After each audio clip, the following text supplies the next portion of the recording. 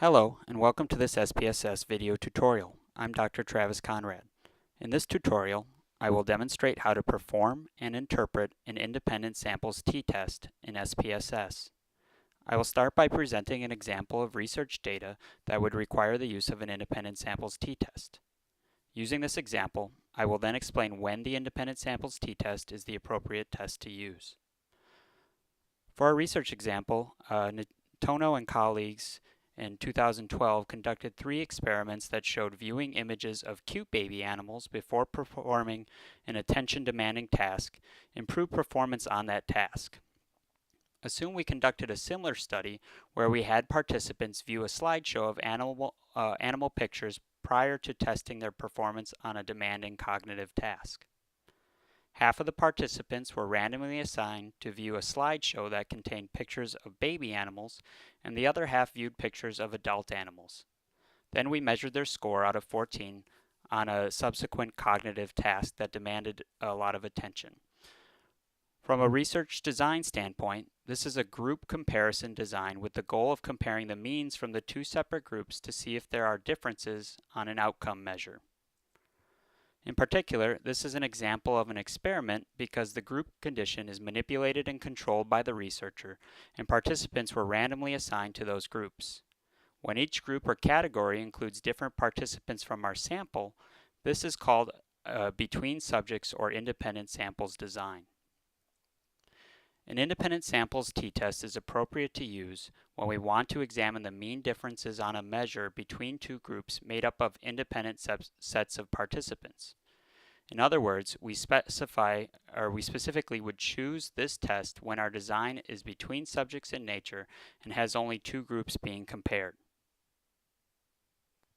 Moving over to SPSS, we first can examine how we would go about entering this data into our data set.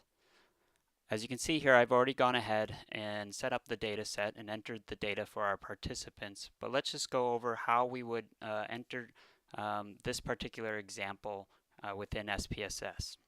So when thinking about how to specify the variables and enter data into SPSS, it's helpful to think through our research example.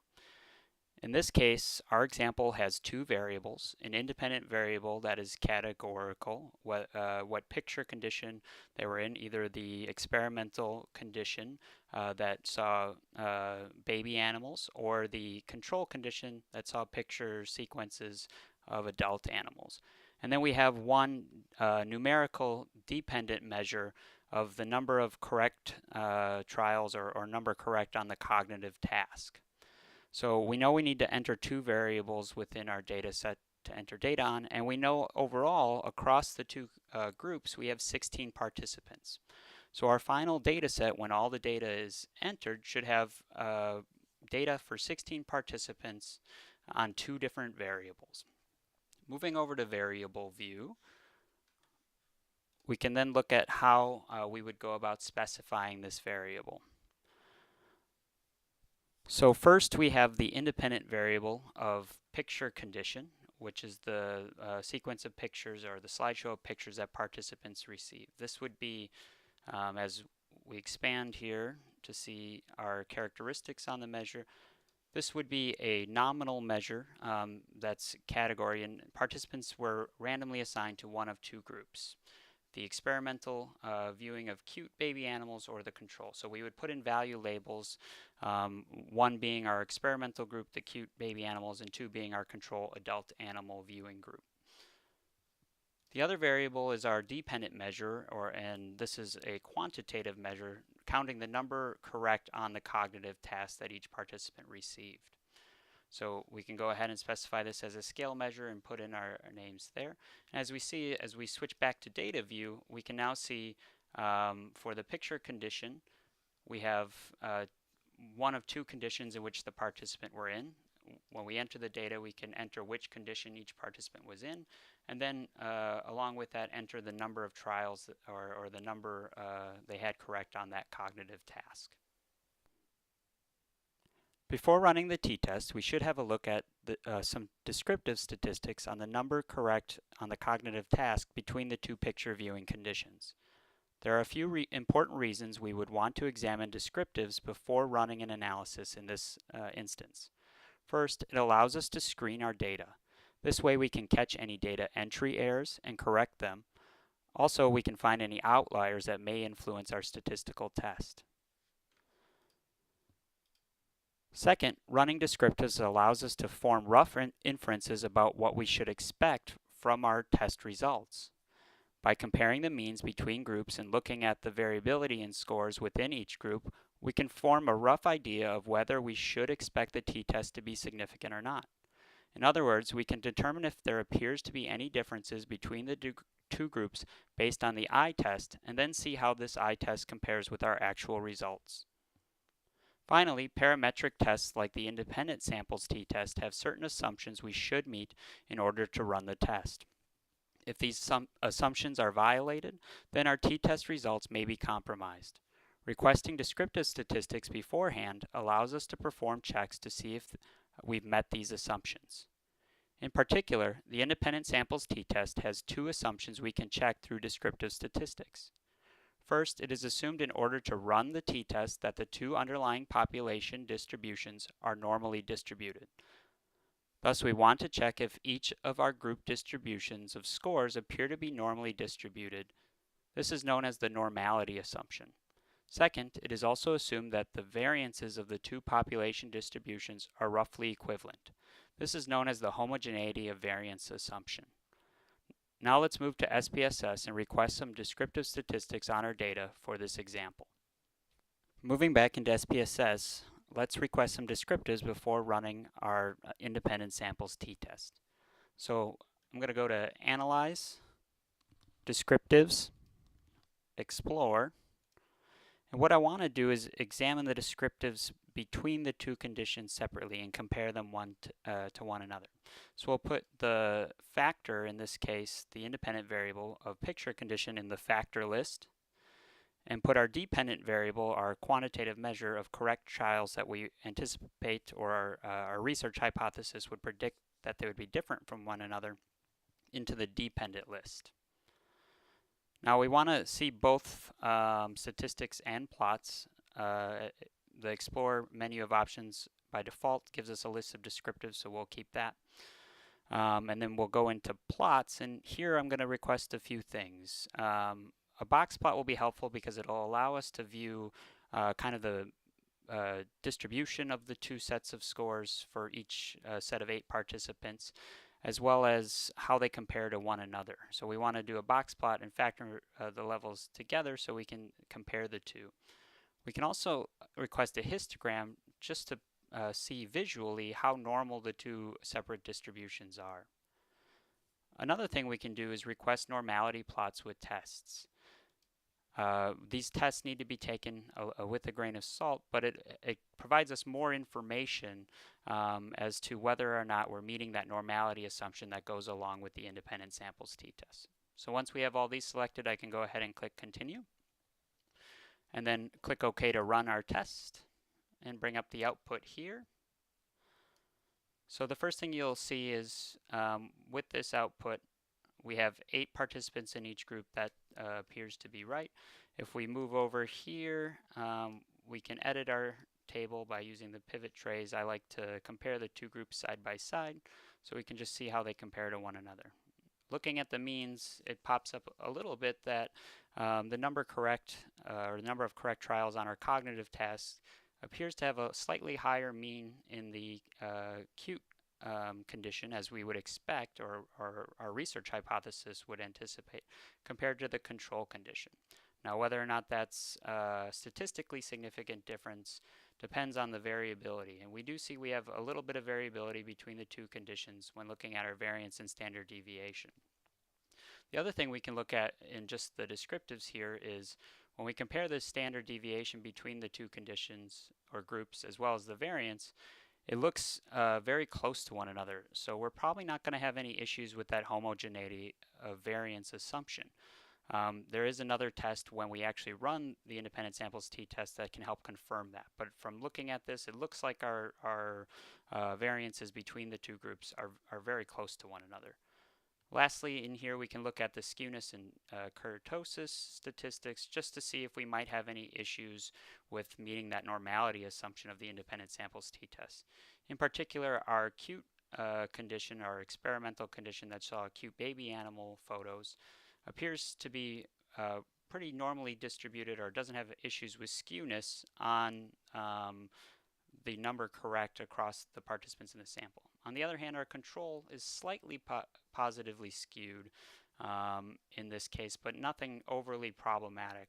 For skewness statistic, again, we would be looking whether it's positive or negative to be over 2 for us to be really concerned with it. If we scroll down, we can see the test of the normality plots that looks at each of the conditions separately. In particular, it appears in this case we don't want our test to necessarily be significant. If it's significant, it would suggest that we actually have issues in meeting the assumption of normality. However, especially in this case, these tests aren't the best, and in many cases the independent sample t-test is rather robust to violations of the assumption of normality. But when we do look at this, it does suggest that our control condition, because it is statistically significant, both these tests, it would suggest we may have problems with normality with that one. This could easily be corrected from a research standpoint if we had larger sample sizes in each condition, which if this wasn't an example might be something we would have implemented already. As we scroll down, we can see again where that problem of normality with our control condition probably is and how it looks negatively skewed.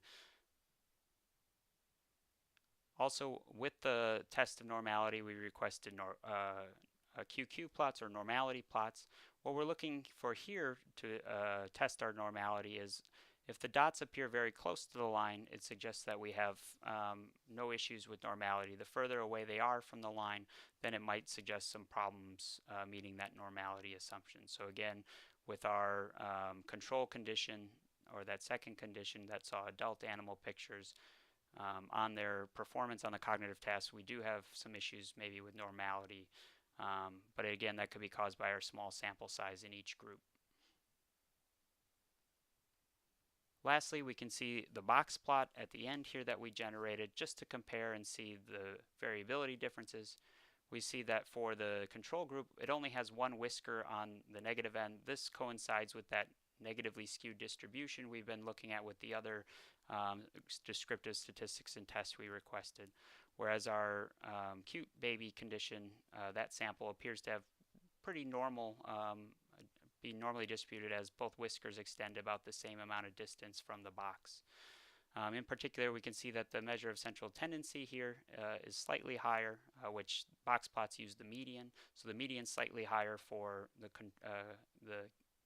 experimental condition of cute baby animals than the control. But we do have overlapping variability between the two, which may make it difficult in an inferential test for these differences that we saw in the means to be significantly different. Now we'll move on to actually conducting the independent samples t-test. I'll go ahead and close my output here, and to conduct the independent samples t-test, we would go to Analyze, Compare Means, Independent Samples t-test. From there, we see a relatively straightforward dialog box that we can specify how we want to run our t-test. In the test variables, this is where we put our dependent measure or our outcome measure that we want to compare between groups. So for this is our correct number of trials correct on the cognitive task. So we'll move that over to the test variable. For how we specify comparing them, well, we want to compare them between our cute baby animal picture viewing condition to the control adult animal viewing condition. So we take this and put it in the grouping variable, and this tells SPSS to how we want to compare the two groups. But we have to define it for SPSS. So when you click the extra menu here of define groups, we want to use specified values. Now in particular, we labeled cute baby animals as 1, or I labeled cute baby animals as 1, and our control adult animal viewing condition as 2. So those are the numbers that we would want to specify according to our picture condition variable. So after I put 1 and 2, I can go ahead and click continue. As far as options, there aren't many additional options available to us in the t-test menu. We can request confidence intervals with the default being 95% confidence intervals. We could change that if we wanted more stringent confidence intervals like 99%, but we'll go ahead and keep that default of 95%. Once we have that all specified, we can click OK to generate this test into our output. And here we see just two simple tables giving us those t-test results. In our first table, it gives us a list of descriptors which we already viewed ahead of time, and we see those same mean comparison with the cute baby animals being slightly larger than the control, or more correct in the cute condition than the control. But what we want to know by running this test is that difference statistically significant? As we go down to the independent samples t-test output for looking at whether or not this test was significant, the first thing we'll see is an F statistic with a reported significance next to this. What this tells us is this is Levine's test for equality of variances.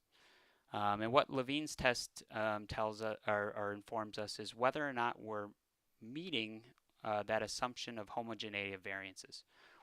In this instance, what we actually want is we don't want a significant test, or we want the probability in this significance to be far away from 0.05.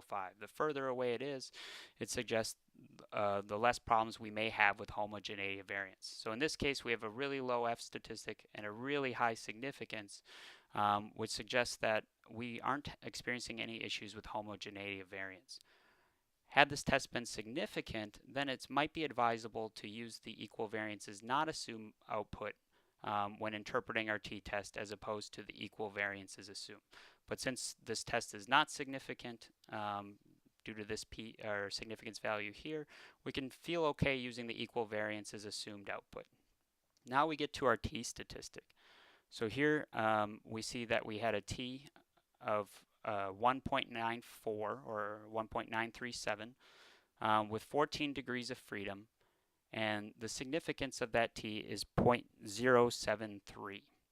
So in this case, because this significance is not above not below 0.05 and it's above it, we would say that this test is not statistically significant, and we would fail to reject the null hypothesis.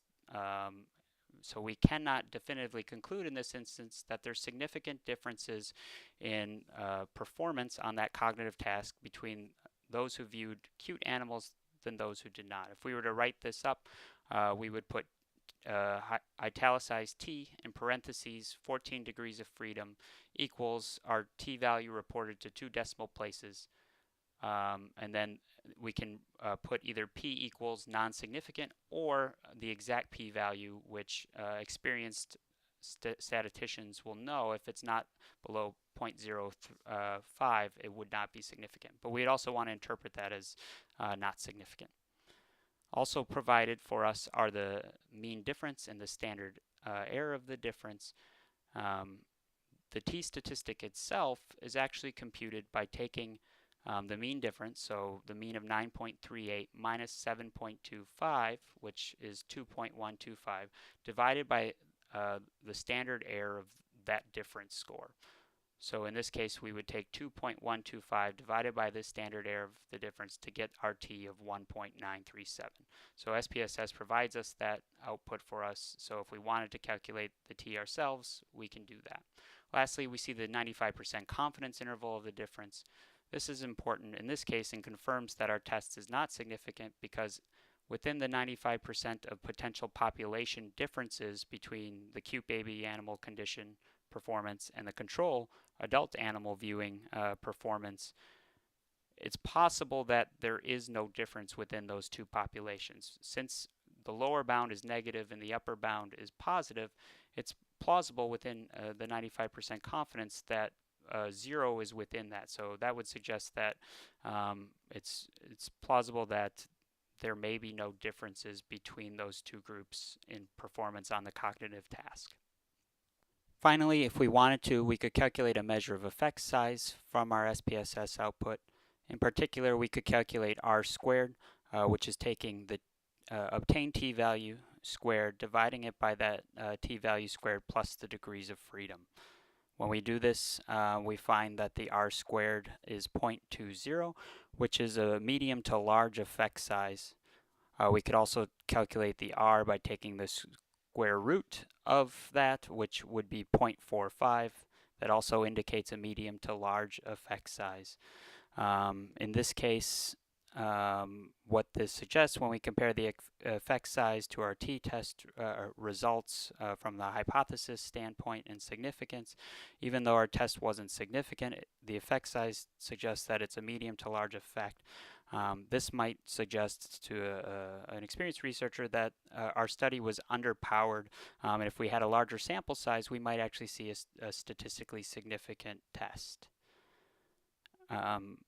However, the D is somewhat difficult to calculate from our SPSS output because SPSS does not provide us with the pooled variance estimate that's used to calculate the D. However, there's a very easy way to calculate this as well as R as a measure of effect size. So if you pull up an internet browser and just type in effect size calculator, there's a bunch of them that will come up freely available to use. I'll go ahead and use this first one that comes up from the University of Colorado. And here we just see very easy parameters for calculating measures of effect size. In this case, this is only a measure of effect size comparing two means, which in our case we are. If we wanted to calculate D, which this is our equation actually for calculating D, all we would have to do is put the means of the two groups in here. So group 1 had a mean of 9.38. Group 2 had a mean of 7.25, and each sample group standard deviation. So this one was 2.20, and this one was 2.188. And if we go compute, it'll compute both a measure from Cohen's D and R, but in this case, the R doesn't match how we've calculated R from our output. So if we actually wanted this calculator to compute R for us, we should use this one down here to calculate R, and this one up here to calculate D. So in this case, Cohen's D was 0.97, which is also a large effect size, and would suggest, again, if we ran this again with a larger sample, we might see a statistically significant test. Finally, we can show you an example of how we would report these results in APA format. So as we bring it up here, here we can see an example of reporting this test in a Word document. Again, we would use the APA Level 1 heading of results and introduce the test. We would report it such that T of 14 degrees of freedom equals 1.94, and here we're reporting the exact significance. We conducted a two-tailed test, and 95% confidence intervals in the mean difference were between -0.23 and 4.48. Notice as well, you lead off with found no significant differences in performance, being very clear as to what was found. Participants assigned to view a slideshow featuring pictures of cute baby animals prior to completing trials in an operation game task showed no differences in the number of correct trials compared to a control condition that viewed a slideshow featuring pictures of adult animals before the task. We introduce our effect size and interpret that, as well as show how or interpret how the effect size may suggest there may be something here, even though our hypothesis test was not statistically significant. We can report the means and standard deviations in parentheses like this in text. For a t-test, it's really easy. Alternatively, if we wanted to do a figure, we could do that. Convention usually is to report the standard errors within figures comparing means. However, since we're only comparing two groups, in this case, it's very easy to just write the means right in the text, and it's very clear to understand it. If we did opt for the picture like this, we would then not duplicate ourselves by reporting the mean in the text, but then just refer to the figure here. Finally, if you wanted any more help with the independent samples t-test, you can go to help topics. Within the topics menu, if we bring that up, you'll see your list of options. If you go to statistics-based options, t-test, and then you'll see the independent samples t-test at top. Thank you very much for following along with me in this tutorial.